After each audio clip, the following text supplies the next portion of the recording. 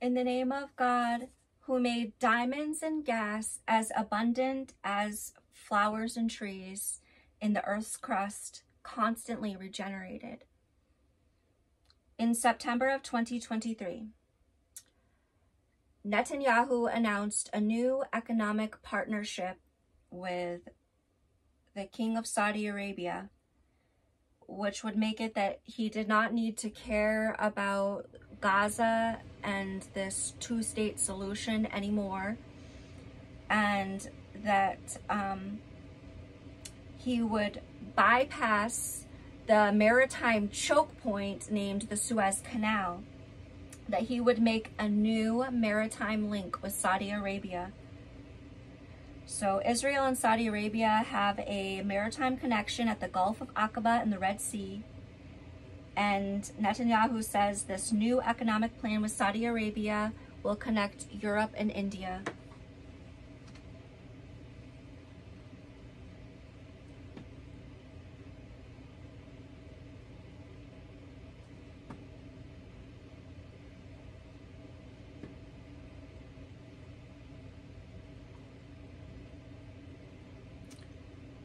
So the plan is to connect Europe to India with a maritime route. Here is the Suez Canal, and the new maritime route would connect Saudi Arabia and Israel with a maritime link. So they will have an actual maritime link of Israel and Saudi Arabia, and they named it the Ben Gurion Canal. And it probably has already been prepared, and it is not being shown on satellite images. The information's privatized. Here is the Gulf of Aqaba, and this is the shore of Saudi Arabia, and this is the shore of Israel here, and here is Jordan, and here is Egypt. So the Hamas is an army for Gaza since 2007. They were elected to lead the 2 million people of Gaza, and when they were, a trade embargo was placed over that country, stopping and prohibiting trade over land and sea, and denying the right to travel, to freely travel for the people of inside Gaza. And furthermore, a wall made of steel and concrete was built to physically stop movement. It's visible by satellite. This is Gaza, and you can physically, by satellite, see that there's this massive wall here.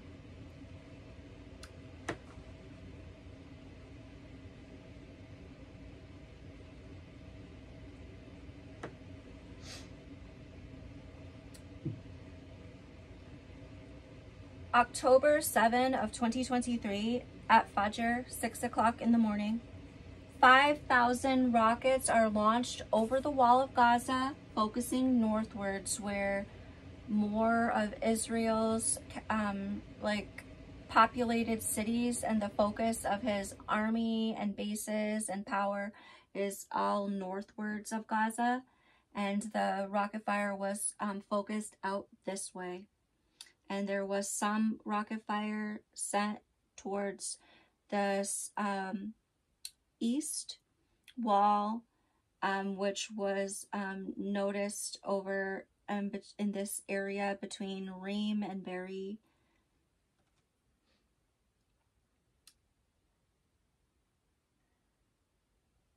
There was Israeli intelligence said that Russia disabled the radar systems of the wall so that they were temporarily blinded to, their radar was temporarily blinded, and they did this using a disruptive radio frequency that sent out and was jamming the radar.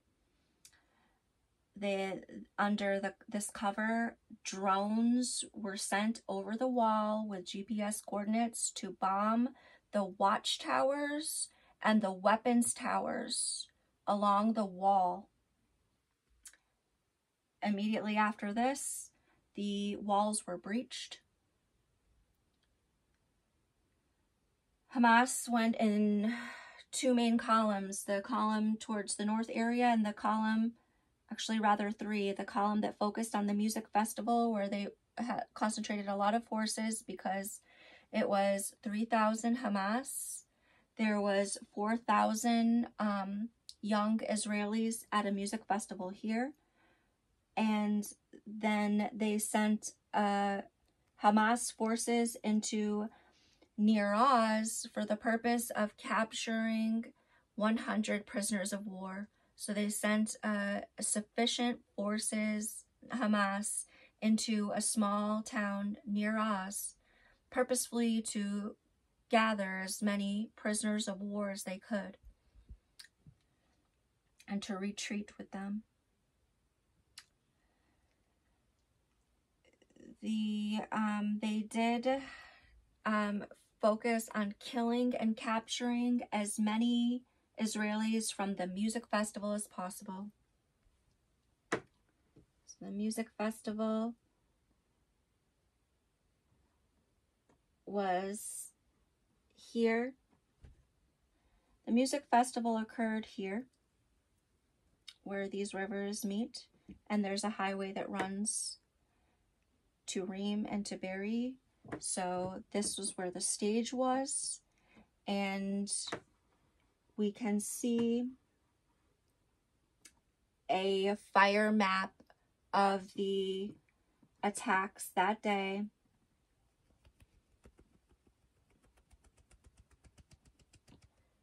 Demonstrating that here is the wall in the north of Gaza, and then traveling towards the center of Gaza. Here is where the music festival stage was. Here is the highway. You can see that there's a cluster of cars. This is fires here on the highway. Fires on the highway.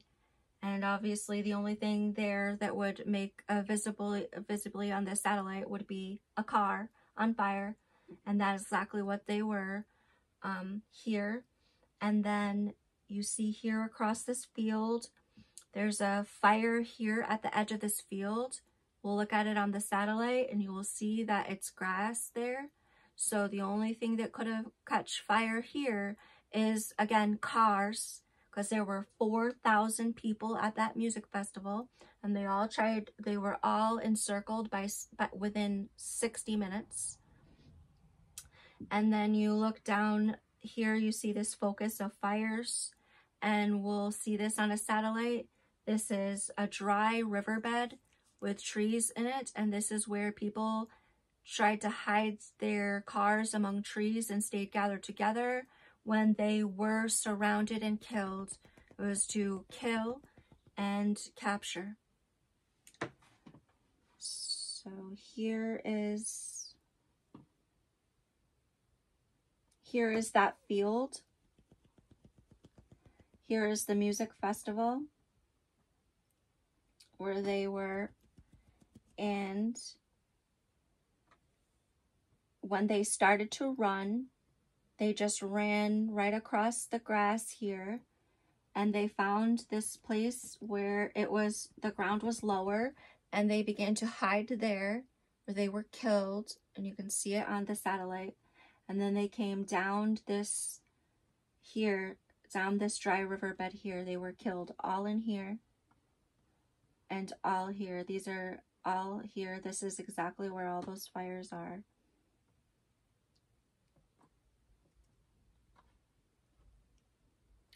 Right here.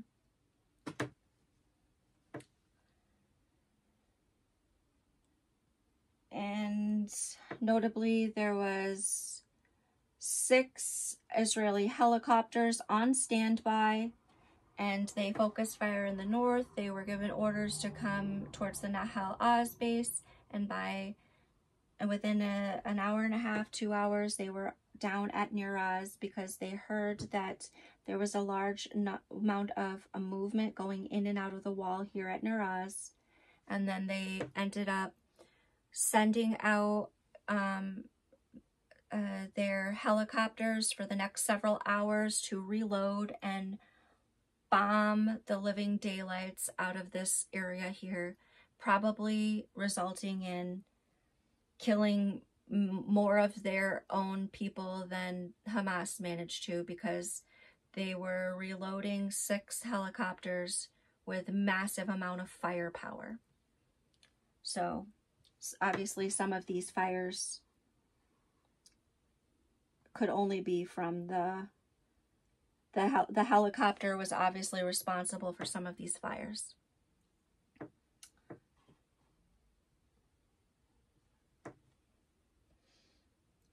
By lunchtime, all of Hamas is basically back over the wall in Gaza, and Netanyahu is sending fighter jets down to the beach side of Gaza City and bombing all of the government offices here on October 7th.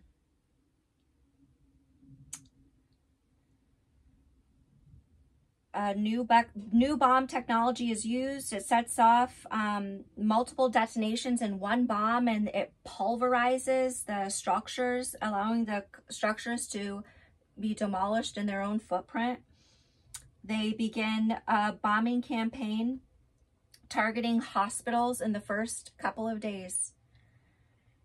Netanyahu uses more than 200 airstrikes every night for 5 days.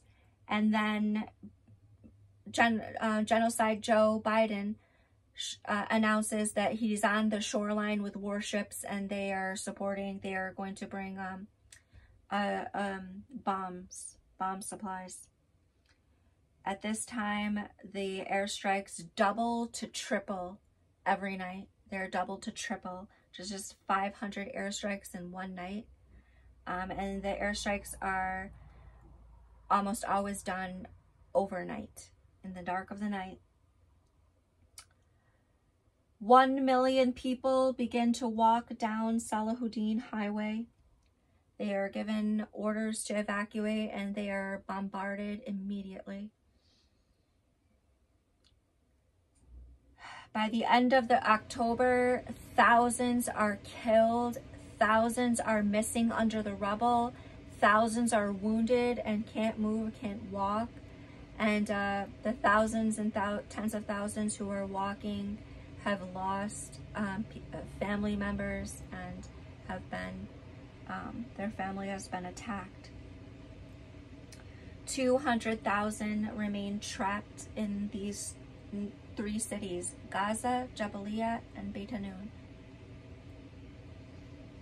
In November of 2023, so for the first weeks of November 2023, 200 to 500 airstrikes are carried out every night upon Gaza City, Jabalia City, and Beit Hanun City.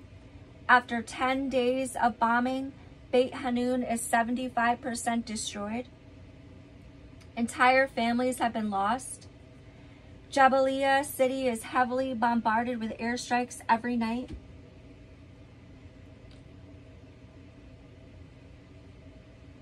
The first week of November, the Israeli forces began to enter with their tanks and set up a corridor here named the Netzarim Corridor.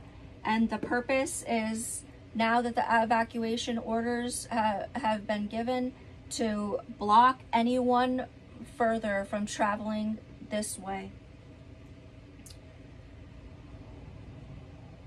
People from Beit Hanun try to take the only way out south down Salahuddin Highway, and they are shot as they are traveling down this way. And this continues all the way down the highway, that they would just be attacked. People walking the highway are attacked and stopped, and God knows if anyone makes it down the highway after that.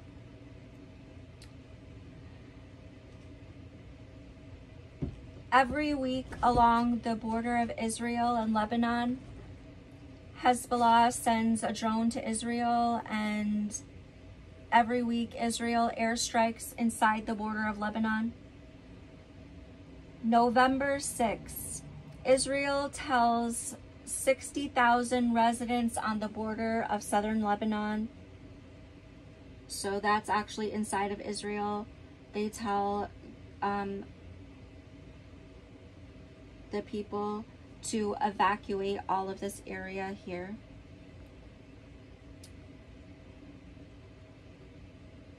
And on this night, he orders 450 airstrikes on Gaza City, Jabalia, and Beit Hanun.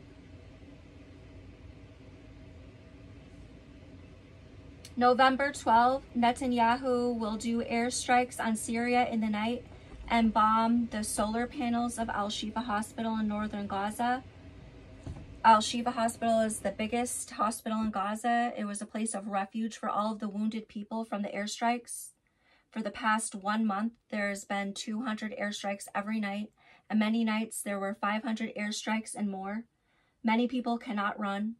Israeli tanks surround Al-Shifa Hospital. After a couple of days, Israel will say that they are inside the hospital, and many people are in that hospital because they cannot move. Israelis have control of the port on the other end of the boulevard. November 21, Netanyahu orders the evacuation of Jabalia as the city is surrounded with tanks. Jabalia city here, he orders it to be evacuated.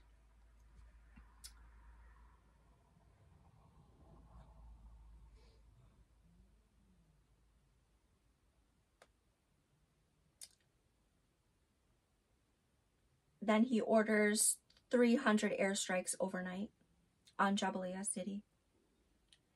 On November 25, there is the start of a prisoner release from Hamas. They released prisoners of war captured on October 7th. And by November 29th, 80 prisoners, and by the 30th, 110 prisoners of war have been released.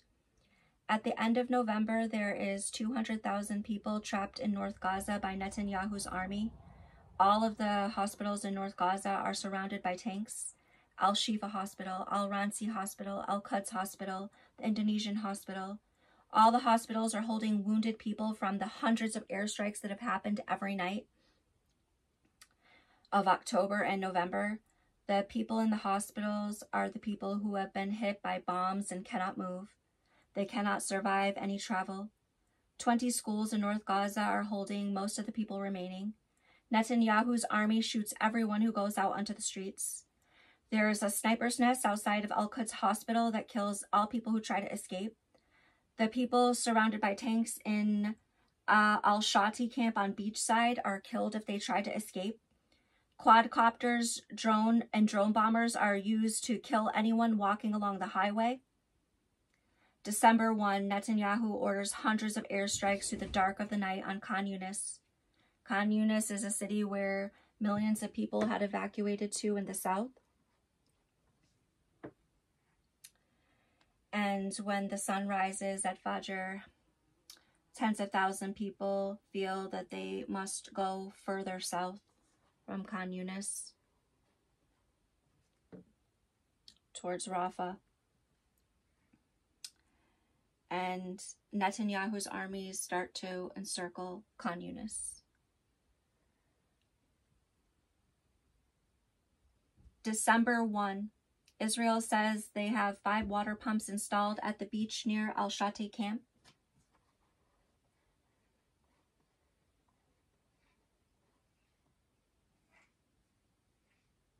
This here is Gaza City. This is Al-Shati camp.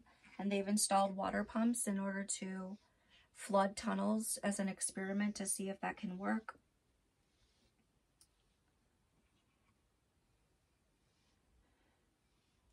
Netanyahu moves tanks from Beit Hanun down to Khan Yunis and claims there's an equal number both of his tanks both here at Jabalia and here at Khan Yunis.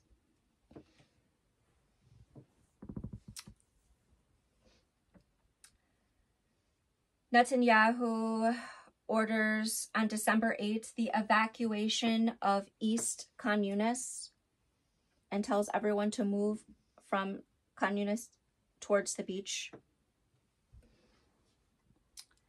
And he does 450 airstrikes overnight on Khan Yunis and through the day. December 13th, Netanyahu starts the water pumps at El Shadi camp and begins pumping water into tunnels. Then they find 5 bodies of their prisoners of war in the tunnels, and they did not say how they died. And in Jabalia camp here, 3 prisoners of war, Israeli prisoners of war, tried to run as they were being hit with artillery, but they are killed as they are trying to get back. It's by their own men. And this is because Netanyahu's army has orders to kill all the people who are on the streets. Netanyahu's army does not take any prisoners of war, and they have orders to demolish structures. All of the 200,000 people in North Gaza are the wounded people from the airstrikes.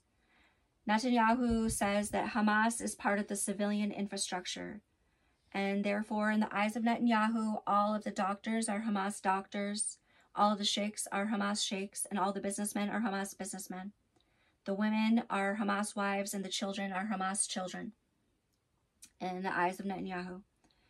When the people of Israel hear there are 8 dead bodies of prisoners of war, there are massive protests in the streets of Jerusalem and Tel Aviv, with tens and hundreds of thousands of Israelis. They ask Netanyahu to give Hamas whatever is asked and to please stop the bombardment of Gaza so that they could save the prisoners of war.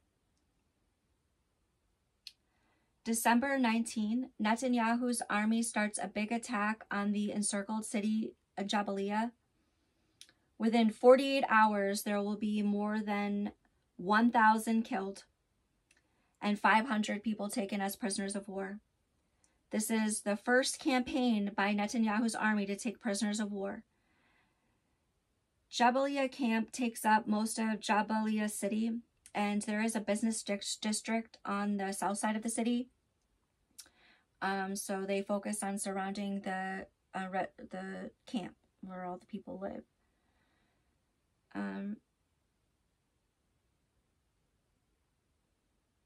Netanyahu's army attacks 3 refugee camps in the night. In central Gaza, the Sarat camp, the Magazi camp, and the Berji camp. Tanks will encircle Berji camp. December 25, in Jabalia camp, 8,000 people have been killed in the last few days since the start of the overnight airstrike campaigns.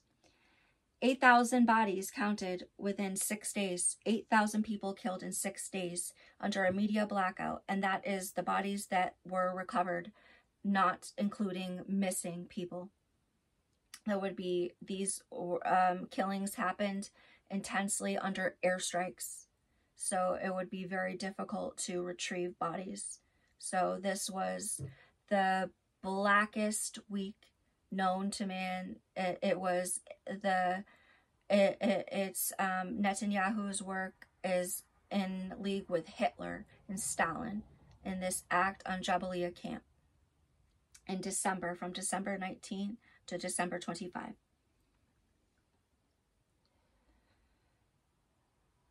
This is the face of genocide. This is tyranny. 20,000 killed, probably, in 1 week by airstrikes in the dark of the night under media blackout. More than 1,000 people, almost 2,000 people, are taken as prisoners of war at this time as well. And the only reports are the number of people killed changing dramatically over a few days' time. December 31, Netanyahu's army moves forces to the border of Gaza and Egypt, and he names this the Philadelphia Corridor. And this is to stop all of the people, the refugees and all of the people in Gaza from being able to escape whatsoever. They cannot go north, south, east, or west. There's nowhere to run. There's no way out. From January to April of 2024, Netanyahu is pretty much his army is at a standstill in Gaza.